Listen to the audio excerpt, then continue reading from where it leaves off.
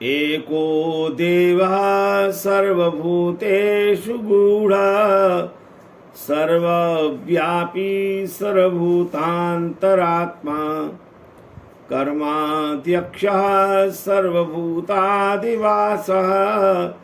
साक्षी चेता केवलो निर्गुणस्य साक्षी चेता केवलो निर्गुणस्य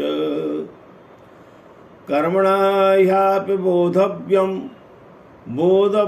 च विकर्मणा अकर्मणस्य बोधव्यं ज्ञाना कर्मणा गति। इस कार्यक्रम के संयोजक, सूत्रधार, युवाओं के प्रेरणा स्रोत और भारतीय संस्कृति में एक ऐतिहासिक सेमिनार की श्रृंखला का इस भारतवर्ष में जिन्होंने शुभारंभ किया है, ऐसे हमारे अनिल आर जी और यहाँ बैठे हुए हमारे समस्त विद्वद्गण, अतिथिगण, पूजा मातृशक्ति। आज का जो विषय है ये भगवत गीता के 14वें अध्याय का 17वां श्लोक है। इसमें भगवान श्री कृष्ण मानव जीवन में कर्म की व्याख्या और विकर्म की व्याख्या और अकर्म की व्याख्या भी कह रहे हैं, और ये भी कह रहे हैं कि कर्म की गति बड़ी गहन है। उस कर्म की महिमा को जानना इस जीवन में बड़ा दुर्लभ है, फिर भी हमें जीवन में जानना चाहिए। तो पहला शब्द है कर्मणा ह्यापि बोधव्यम। हमें अपने जीवन में कर्म के स्वरूप को भी जानना चाहिए। कर्म क्या है? तो भगवान श्री कृष्ण कहते हैं मानव शरीर शुभ कर्मों का सर्वोत्तम फल है। समस्त योनियों में मानव योनि कर्म प्रधान है। इसे नर देह से प्रतिक्षण कर्म हो रहा है। जागृत, स्वप्न, सुषुप्ति तीनों अवस्थाओं में कर्म का विविध प्रवाह एवं प्रभाव विद्यमान है। कर्मण्येवाधिकारस्ते, तुम्हारा कर्म करने में अधिकार है। योगस्थ कुरु कर्माणि, योग में स्थित होकर के कर्तव्य कर्मों को करो। योगा कर्मसु कौशलम, कर्मों में कुशलता ही योग है।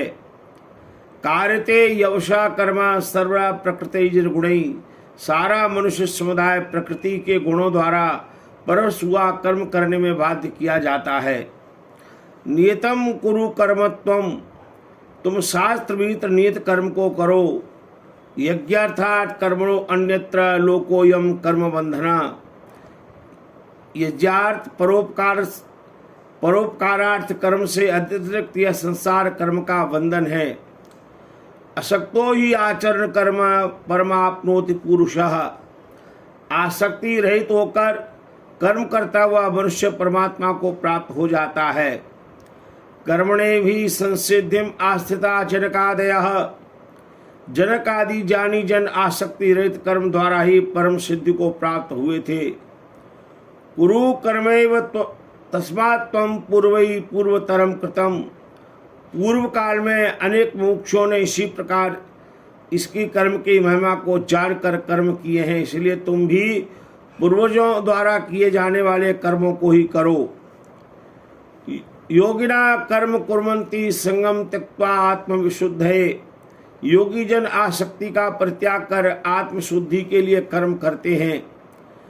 नियतम संगरहितम अराग द्वेषता कृतम आफला प्रेप्सुना कर्मा यह तत्सात्विक उच्यते, जो कर्म शास्त्र विधि से नियत किया हुआ कर्तापन के अभिमान से रहित होकर तथा फल न चाहने वाले पुरुष के द्वारा राग द्वेष के बिना किया जाता वह सात्विक कर्म कहलाता है।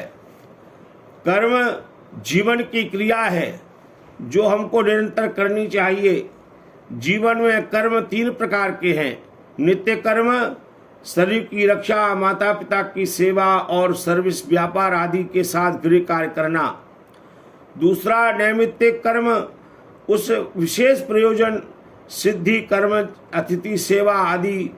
और तीसरा काम्य कर्म, विशेष कामना सिद्धि के लिए व्रत, अनुष्ठान, संस्कार आदि जितने भी सत्य कर्म हैं वे सब इसके अंदर समाहित हो जाते हैं, उनको हम श्रद्धा के साथ करते हैं। तो यह कर्म की व्याख्या, जब हम संसार में कर्म कर रहे हैं उन कर्म का स्वरूप क्या होना चाहिए, यह हमें विस्तार से जीवन में जानना चाहिए। जब इसकी महिमा को हम जानते हैं तो हम कर्म के स्वरूप को समझ सकते हैं। ये शास्त्र में अनेक प्रमाणों के द्वारा हम कर्म की महिमा को जानते हैं। कर्मणि अकर्म यह पश्चित। अब कर्म में अकर्म को कैसे जाने? जो मनुष्य कर्म में अकर्म देखता है वह बुद्धिमान है।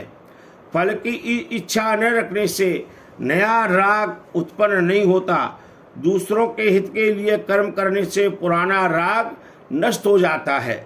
राग के न रहने से वीतराग, और वीतराग होने से सर्व कर्म अकर्म हो जाते हैं। जैसे हम किसी सन्यासी के आगे लिखते हैं वीतराग सन्यासी, तो वीतराग का क्या अर्थ है? राग माने आसक्ति, वीत माने बीत गई है, समाप्त हो गई, जिसके अंदर किसी भी प्रकार की राग की आसक्ति नहीं है, ऐसा सन्यासी वीतराग कहलाता है। तो ये हमारे भारतीय समाज में परंपरा है, ऐसे हम सन्यासी के आगे वीतराग लिखते हैं। तो ये वीतराग का यही दिव्य अर्थ है कि जब हम वीतराग हो जाएंगे तो हमारे सारे कर्म अकर्म हो जाते हैं। ये बात समझ लीजिए, बहुत बड़ा सूत्र है। निष्काम भाव से किया गया कर्म ही अकर्म का स्वरूप धारण कर लेता है। अपने शरीर के कर्ण, इंद्रियां आदि जो और मन है, 5 ज्ञानेंद्रियां, 5 कर्मेंद्रियां, 11वां मन, ये कर्ण कहलाते हैं। और उपकरण संसार के जो वायु साधन हैं, अपने होते हुए भी अपनत्व हटाकर समत्व भाव से सबके उपयुक्त हेतु लगाने पर कर्म अकर्म बन जाता है। ये दिव्यता है। हमारे शरीर में 5 ज्ञानेंद्रियां हैं, 5 कर्मेंद्रियां हैं, मन है। इनके द्वारा हम सवेरे जगने से लेकर रात्रि सोने तक जितना भी इनके द्वारा, ज्ञानेंद्रियों के द्वारा ज्ञानार्जन करते हैं, कर्मियों के अंदर कर्म का व्यापार करते हैं, और मन के द्वारा जो संकल्प विकल्प करते हैं, ये सब आसक्ति भाव से दूर हो जाए और उसमें अपरत्व का भाव हट जाए, परमार्थ का भाव आ जाए, तब हमारे सारे कर्म अकर्म हो जाएंगे। उनमें लिप्सा हट गई, अपरत्व हट गया, तो उसमें अपने स्वार्थ की बुद्धि मिट गई है। तो विनोबा भावे के अनुसार महापुरुषों के कर्म सूर्य के प्रकाश के समान, कर्म निर्लिप्त भाव से किए हुए कर्म अकर्म हो जाते हैं। जैसे सूर्य कर्म करता है, अब कोई लिप्सा नहीं है, तो उसके सारे कर्म अकर्म की श्रेणी में आ गए। और एक भाव और है, विकर्मण अचावोदव्यम। हमें विकर्म को भी जानना चाहिए। विकर्म का अर्थ क्या है? तो विकर्म का रहस्य भी जानना चाहिए। शास्त्र निषिद्ध कर्म या का नाम विकर्म है, जिसका शास्त्र ने निषेध किया है। ऐसे निषेध वाले कर्म विकर्म कहलाते हैं। कामना से कर्म होते हैं, जब कामना अधिक बढ़ जाती है तो विकर्म पाप कर्म होते हैं। कामना के प्रबल संस्कार ही विकर्म के जनक हैं। कुछ मनीषी विद्वानों ने विकर्म का अभाव विशेष कर्म, दिव्य कर्म ग्रहण किया है। अब कुछ विद्वानों ने विकर्म में वी का अर्थ विशेष लिया है। जो विशेष कर्म है, दिव्य कर्म है, महान कर्म है, उन कर्मों का नाम विकर्म कर्म है।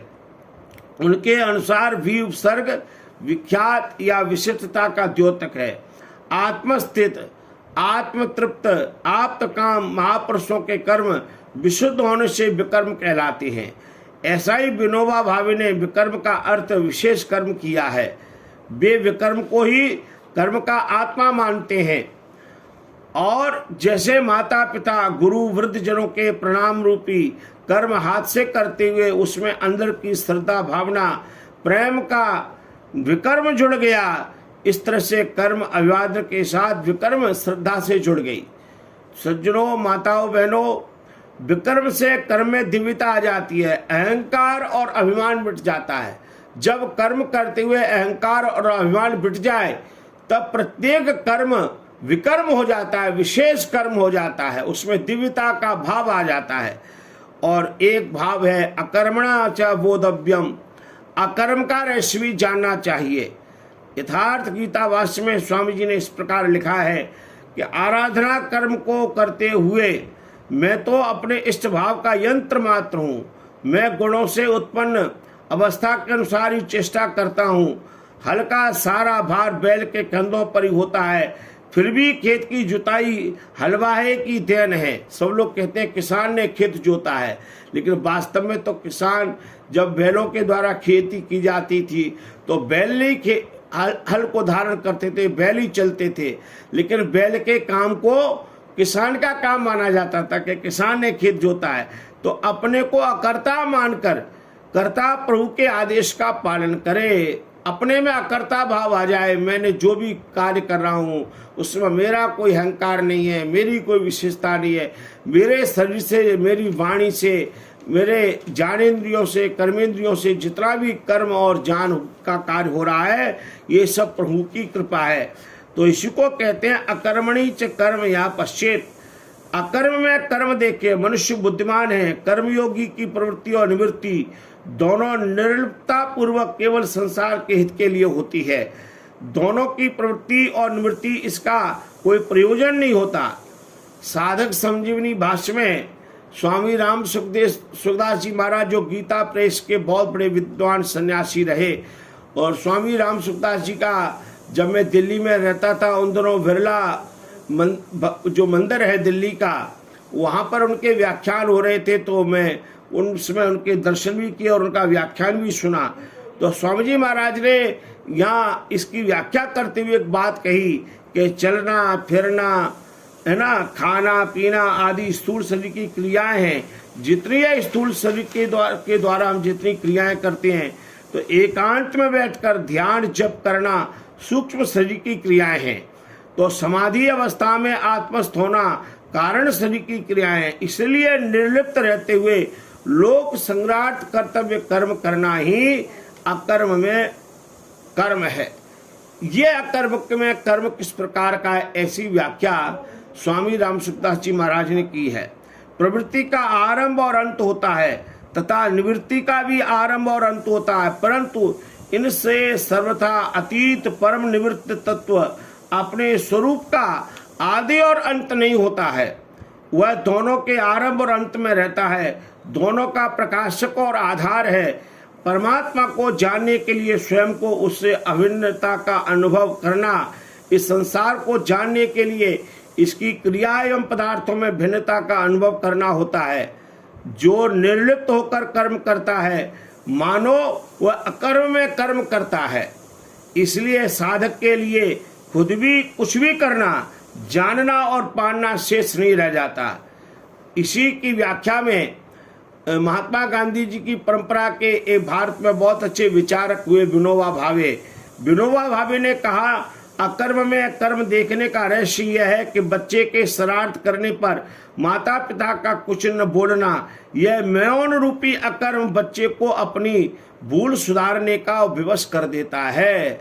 हम लोग यहाँ बड़े बड़े लोग बैठे हैं और गृहस्थ में पति पत्नी रहते हैं, कभी किसी से कोई गलती हो जाए और दूसरा उस गलती को तुरंत कह दे को तुमने गलती की है, और एक दूसरा तरीका यह है, एक ने गलती की और दूसरे ने गलती देखते हुए भी कुछ नहीं बोला, चुप रहा और देखता रहा।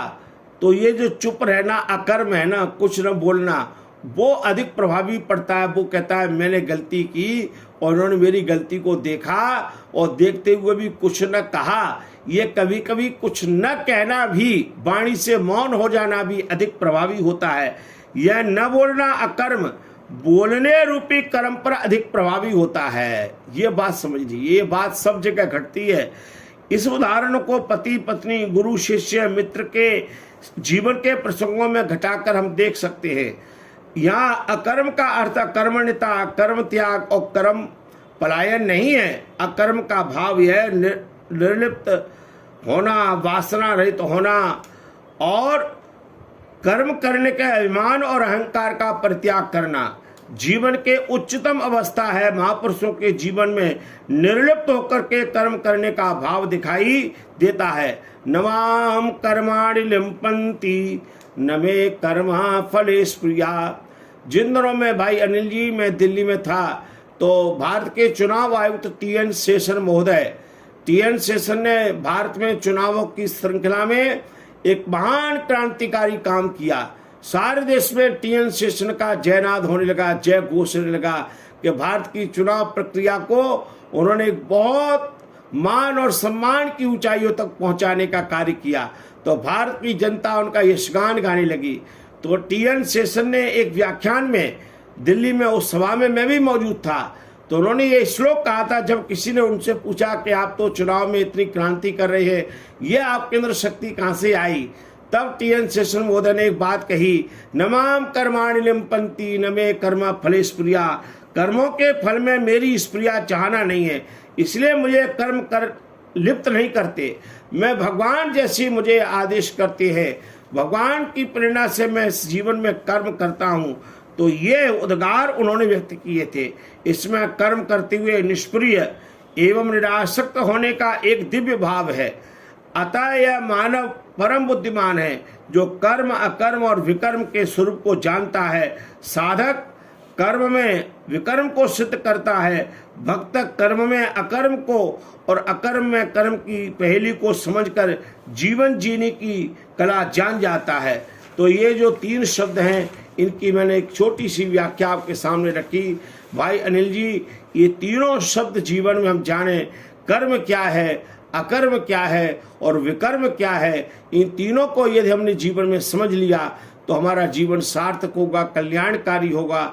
आओ, आपके घर में भगवद गीता है और इस गीता के 4th अध्याय के निश्चय श्लोक की व्याख्या को जीवन में समझें। हम कर्म करने से भयभीत न हो, कर्म करते रहें, निष्काम भाव से करें और कर्म में अपनत्व अभिमान का भाव छोड़ दें। भगवान ने हमें 5 ज्ञानेंद्रियां दी हैं और उनके अंदर जो शक्ति है वो भगवान ने दी है। भगवान ने हमें 5 कर्मेंद्रियां दी हैं, उनमें कर्म करने की जो शक्ति है वो भगवान की दी हुई है। भगवान ने हमें मन दिया है, मन से जो भी संकल्प और विकल्प हो रहा है वो भगवान की प्रेरणा है, उसमें मेरा अपना कोई स्वार्थ नहीं, अभिमान नहीं है। ऐसे कर्म की जब दीप्ति, कर्म का प्रकाश, निर्माणता, कर्म की उज्ज्वलता, कर्म की श्रेष्ठता हमारे जीवन में आ जाएगी तो हमारा जीवन महान बनेगा, महानता की ओर अग्रसर होता जाएगा। और आज समय आ गया है, भारतवासियों में कर्म करने की भावना देखनी है तो उस कर्म की व्याप्ति राष्ट्रीय ये युवक परिषद के अंदर आप देख सकते हैं। ये सामने प्रशंसा का भाव नहीं है, ये दिन रात काम करने की प्रेरणा। जहां कभी नहीं होता विश्राम, तो विश्राम में श्रम छिपा है। ये श्रम करते हैं, विश्राम नहीं करते। इनकी आहार निष्कार कर्तव्य निष्ठा और दिन रात काम करने की जो ऊर्जा है, ये ऊर्जा कितनी बलशाली है, इनको प्रेरणा देती है। आप और भी सब लोग गृहस्थी हैं, हमारे भाई अनिल आरजी भी गृहस्थी हैं और इनके और भी साथी सभी गृहस्थी हैं, लेकिन गृहस्थ में रहते हुए अपने गृहस्थ जीवन के कर्तव्यों को करते हुए भी सामाजिक कार्य में, धार्मिक कार्य में निरंतर किसी भी राष्ट्रभक्ति का काम हो, चाहे भगत सिंह, सुखदेव, गुरुदेव और राजगुरु की महान श्रद्धांजलि को देने का कार्य हो तो जंतर मंतर पर यज्ञ के द्वारा खड़े हो जाते हैं। राष्ट्रभक्ति का कोई भी कार्य होता है तो सिंहनाद करते हुए, सिंह गर्जना करते हुए दिल्ली में खड़े हो जाते हैं। तो ऐसा जो दिन रात काम करने का संकल्प है, और केवल दिल्ली में ही नहीं, भारत के चाहे आपका पंजाब हो, हरियाणा हो, जम्मू कश्मीर हो, मध्य प्रदेश हो, राजस्थान हो और उत्तर प्रदेश के बड़े बड़े नगर हों, और उसमें साधना के द्वारा अब गर्मियों का समय आने वाला है। इन गर्मियों के समय में हमारे भारत के बच्चों को, छोटी आयु के बच्चों के राष्ट्रीय शिविर लगा करके उनमें धर्म और संस्कृति, मर्यादा की, माता पिता की सेवा की भावना, बच्चों में संस्कार जागृत करने का जो महान कार्य है, ये कर्म है, इसका नाम कर्म है। और ये सारे कर्म जब परोपकार के भाव के साथ किए जाते हैं, हमारे बड़े लोगों की साधना के लिए इस बार जो ब्रह्मचारी जी, विश्वपाल जैन जी के कण्वाश्रम के अंदर, पहाड़ों के अंदर जो एक नया शिविर लग रहा है जून के महीने में, और उसके अंदर देखिए साधना भी होगी, योगाभ्यास भी होगा, नई ऊर्जा, नया संकल्प आपको प्राप्त होगा। तो ये जो विषय है कर्म अकर्म विकर्म, ये तीनों का समभाव यदि हमें कहीं देखना है तो आइए केंद्रीय आयुर्वेद परिषद की इस ऊर्जा में, इस संगठन में दिखाई देता है। तो माताओं बहनों, हम अपने घर में रहते हुए अपने जीवन में एक संकल्प धारण करें कि हमारी कर्म की यात्रा रुकेगी नहीं। याद रखना, कर्म तो करना ही पड़ेगा। बिना कर्म किए कोई एक क्षण भी जीवित नहीं रह सकता। किसी ने कहा मैं कुछ ही नहीं करूंगा, तो क्या करोगे भाई? कि मैं तो सोऊंगा, तो सोना भी तो कर्म है। मैं तो खाऊंगा, खाना भी तो कर्म है। मैं तो जागता रहूंगा, जागना भी तो कर्म है। बिना कर्म किए आप एक क्षण भी संसार में जीवित नहीं रह सकते। तो जब कर्म करना ही है तो आइए कर्मों की महानता करें। इसलिए हमारे यहाँ वेद के अंदर भी उद्घोषणा की गई, कर्मण जिजीविषेद कर्म। हम 100 वर्ष तक कर्म करते हुए जीने की इच्छा करें, है ना।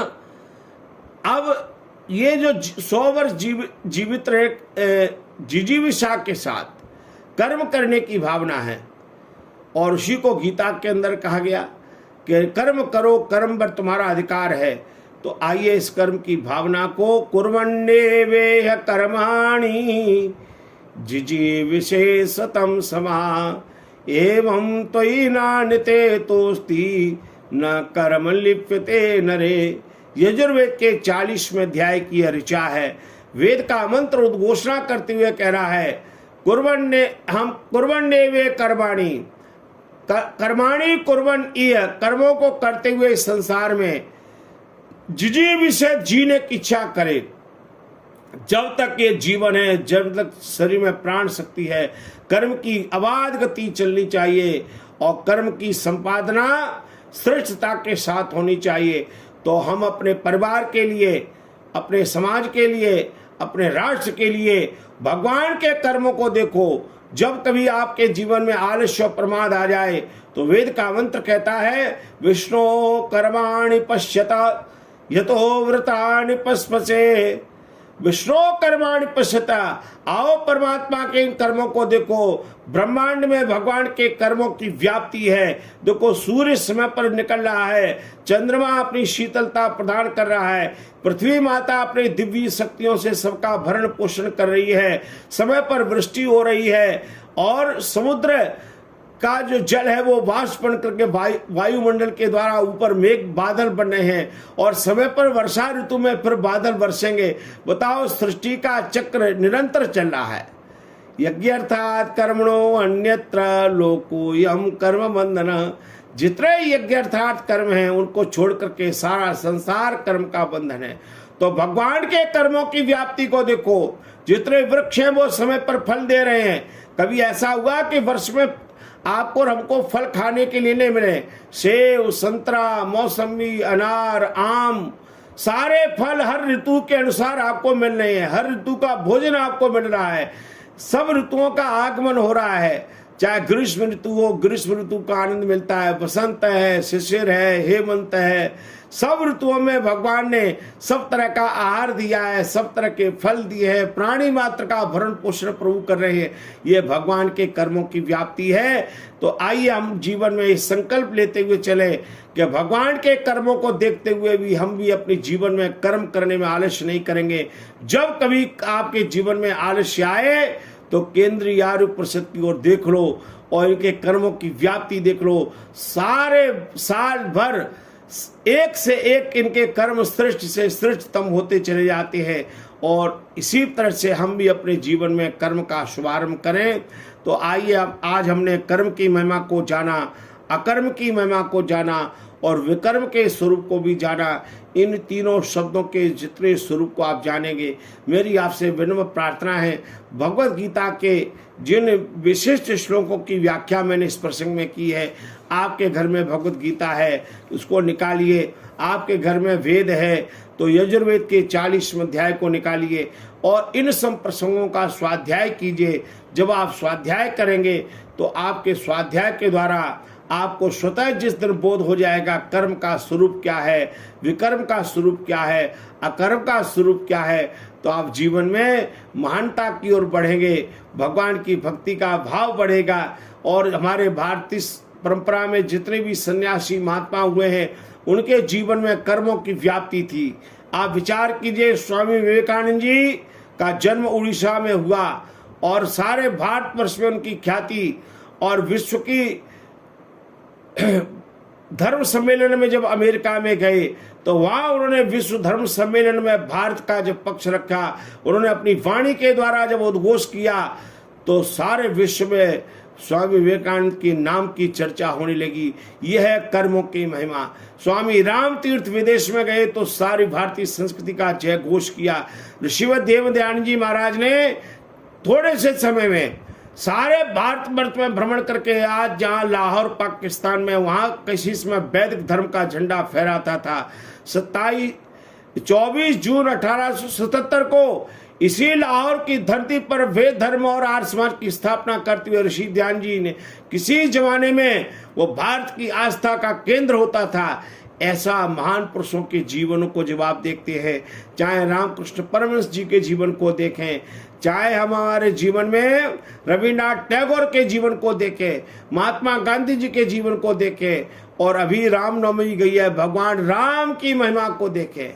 क्या भगवान राम के जीवन में कर्मों की महिमा है। उनके कर्मों की महिमा अयोध्या में देखो, जनकपुर में देखो, चित्रकूट में देखो, और भारतीय ऋषियों की परंपरा में भरद्वाज ऋषि के यहाँ, अत्रि ऋषि के यहाँ, वाल्मीकि ऋषि के यहाँ, और सर्वंग ऋषि के आश्रम में, और चाहे आप सबरी के आश्रम में देखें जहाँ मतंग ऋषि की शिष्या सबरी जी हैं, और चाहे उनकी सुग्रीव से मित्रता के समय देखें, चाहे विभीषण से मित्रता के समय देखें, चाहे राम सेतु की स्थापना के समय देखें, और चाहे लंका में युद्ध कांड में राम की कर्म की महिमा, कर्म की व्याप्ति, उन्होंने अपने जीवन में कर्म को कितनी महानता के साथ सिद्ध किया, यह भगवान राम के जीवन में हमें दिखाई देता है।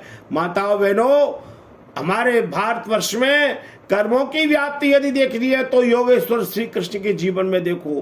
कहाँ मथुरा में जन्म हुआ, कैसे वृंदावन में माँ यशोदा और नंद बाबा के घर में पालन पोषण हुआ, और फिर मथुरा में आके कंस का वध करके उन्होंने अपने कर्मों की जो श्रृंखला की, कारागार से अपने माता पिता को मुक्त कराया। और महाभारत के युद्ध में यदि सबसे ज्यादा कर्म की श्रेष्ठता किसी की है तो वह भगवान योगेश्वर श्री कृष्ण की है।